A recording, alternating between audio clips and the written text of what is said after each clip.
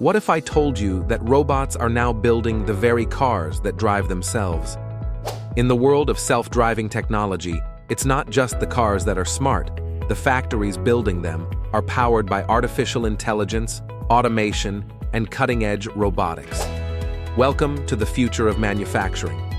In this video, we're taking you inside the revolutionary world of self-driving car factories, where machines powered by AI are assembling the next generation of autonomous vehicles. These aren't ordinary production lines.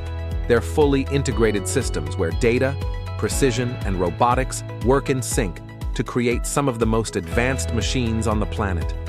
Step onto the factory floor, and you'll see robotic arms, conveyor systems, and vision-guided machinery working together seamlessly.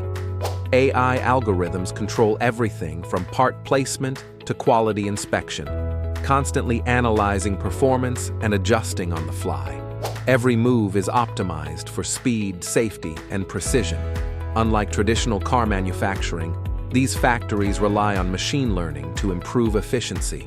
Robots learn from previous builds, predict maintenance needs, and make real-time decisions. They assemble components like sensors, LiDAR systems, and onboard computers that power autonomous driving down to the smallest detail.